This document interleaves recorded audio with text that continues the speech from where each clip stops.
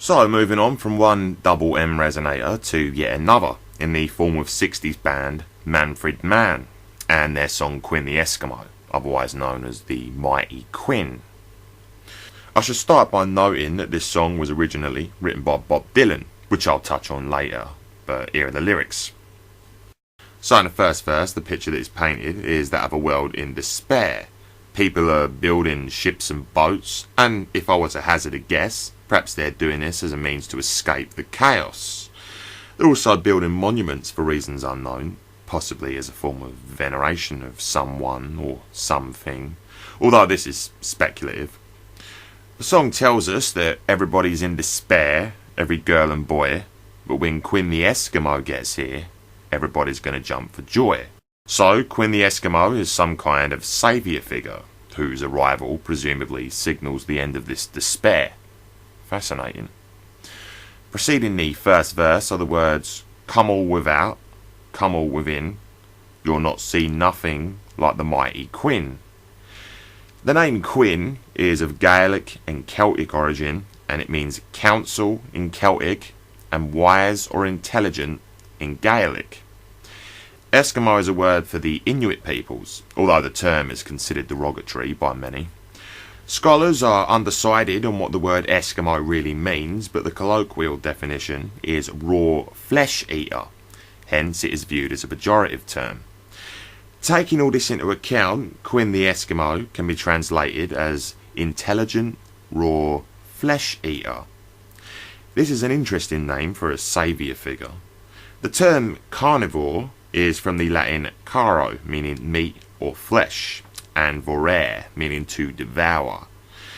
In the New Testament, 1 Peter chapter 5 verse 8, it says, quote, "Be sober-minded and watchful. Your adversary the devil prowls around like a roaring lion, seeking someone to devour." So clearly the characteristic of being a flesh devourer in a human being is in most cases not a literal description of said human being's eating habits, but more so is an allusion to their predatory nature, in the same sense that a woman who is a man-eater, obviously, does not literally eat men. So all in all, Quinn the Eskimo could very well be a wolf in sheep's clothing, if the choice of name is anything to go by.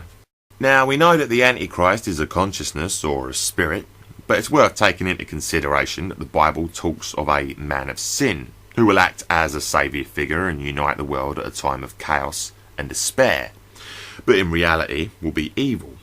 People often call this figure the Antichrist, but this is somewhat paradoxical because if such a man does appear, then while it is a given that he will be of this spiritual Antichrist hive mind, he can't be the Antichrist, but more accurately one of many, which is to say he will be an Antichrist.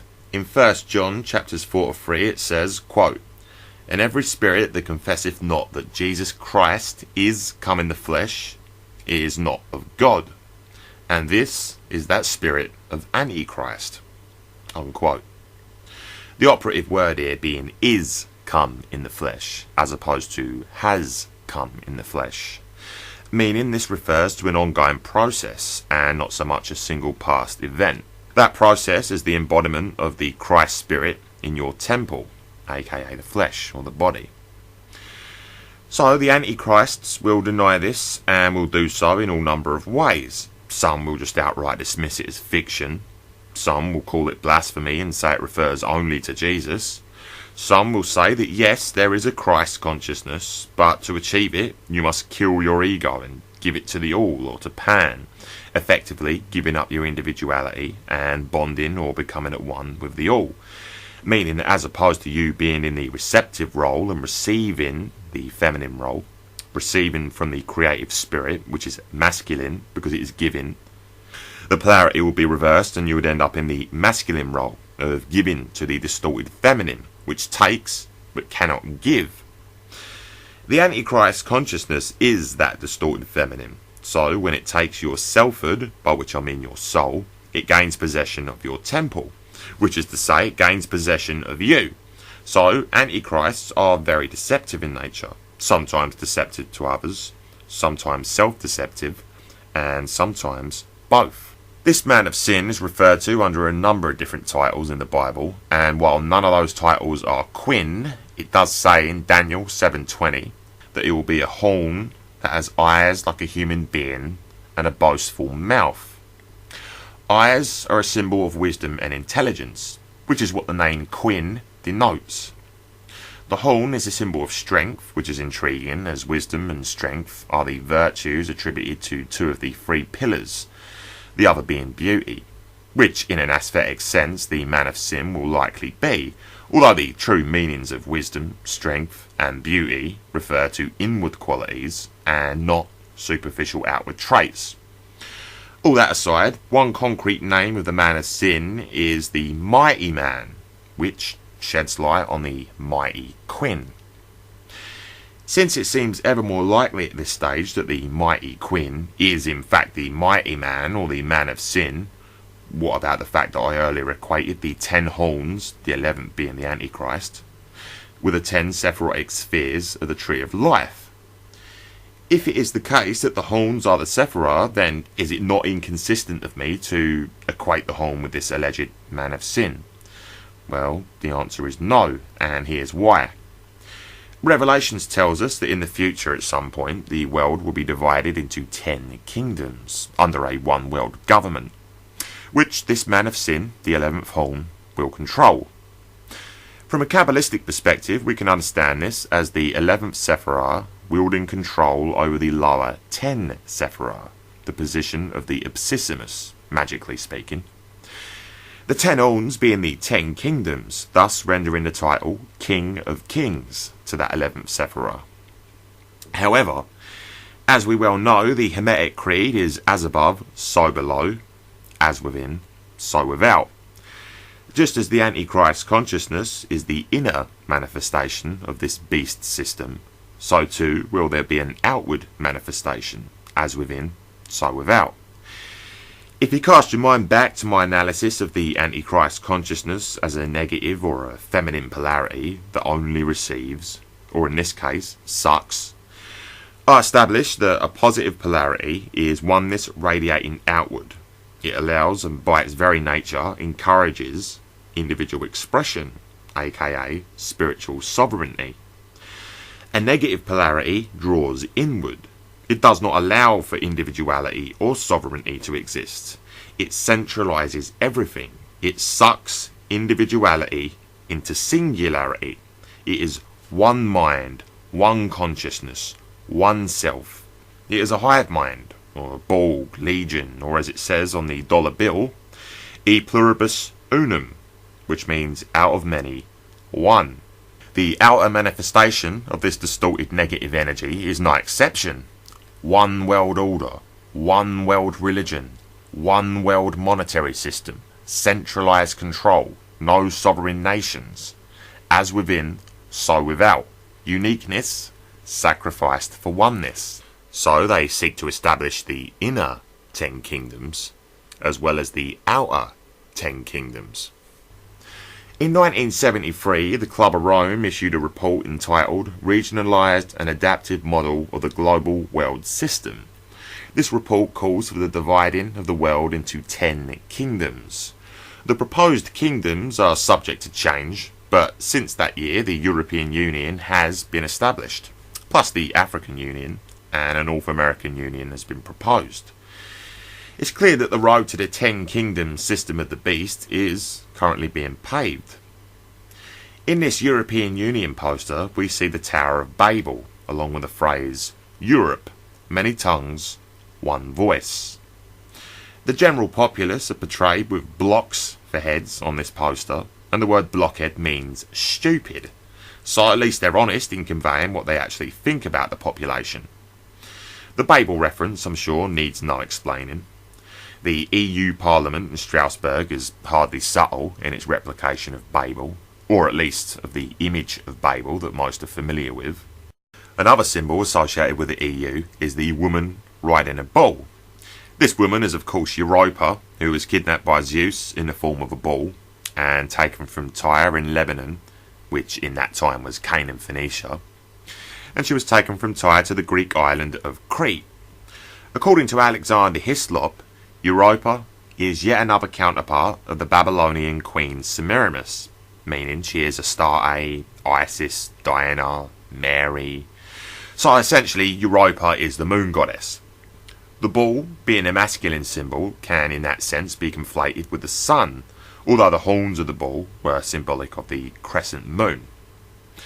Understanding all this, it becomes clear that Europa is the whore of Babylon from Revelations. In chapter 12:1 it says, quote, "And a great sign appeared in heaven, a woman clothed with the sun and the moon under her feet, and on her head a crown of 12 stars." Unquote. The 12 stars are the primary symbol of the European Union. So Europa riding the bull is the whore of Babylon riding the beast. This statue is outside the EU headquarters in Brussels, and while this needs no further explaining, it does bring us full circle back to the 11th horn. If the outer manifestation of this 11th horn is the man of sin, even if he is a counterfeit rolled out by the elite to fulfill the script of Revelations in the way that they want us to understand it, then his position, Kabbalistically speaking, means he will be an adept high magician, well trained in the knowledge of Hermetics. A man of this calibre will have the ability to control the elements, and thus fool people into thinking he is a god, all of which Revelations prophesises. So the Hermetic creed of as above, so below, as within, so without, has the utmost importance in this scenario, because this Antichrist consciousness is trying to manifest both on the inner and the outer, and establish its singularity or its oneness. It's no wonder then that these are the most prominent lyrics to the mighty Quinn. Come all without, come all within, you'll not see nothing like the mighty Quinn. If I didn't know any better, I might have been inclined to postulate that this were some form of evocation, if I didn't know any better, which of course I don't, so I'm going to suggest that that is exactly what it is. The second verse of this song is, I like to go just like the rest, I like my sugar sweet, but jumping queues and making haste just ain't my cup of meat. So here we see the confirmation of the Eskimo flesh-eater connection with the line cup of meat. Prior to this, the lyrics refer to jumping queues and making haste, which is to say rushing to get things done. Then we find out that the mighty Quinn has no need to rush. This is axiomatic. The man of sin is no doubt set to arrive at a designated time, and so has no need to rush, for the same reason that a minute hand on a clock has no reason to rush from the 10th to the 11th hour. The verse continues, everybody's beneath the trees feeding pigeons on a limb, but when Quinn the Eskimo gets here, all the pigeons gonna run to him. Feeding pigeons on a limb would imply that people are putting their necks on the line to feed said pigeons. So if people are risking their own safety in some way to feed pigeons, I think it's safe to assume that something else is meant by pigeons than the feathered variety. The answer can be found in most dictionaries, where you will read that a pigeon refers to one who is easily swindled, a dupe, someone who is easy to con. So in other words, there will be people putting their asses on the line to try and help those easily fooled people. But in the end, they will all ignore those who try to warn them of the mighty man's true nature, and they'll be tricked and deceived by him. They will follow him like the Pied Piper. They will be sheep. In the third verse, the lyrics are, let me do what I want to do. I can't decide them all. Just tell me where to put them, and I'll tell you who to call. While most of this seems a little vague, it would appear that Quinn the Eskimo is asking some unidentified source where he should put something.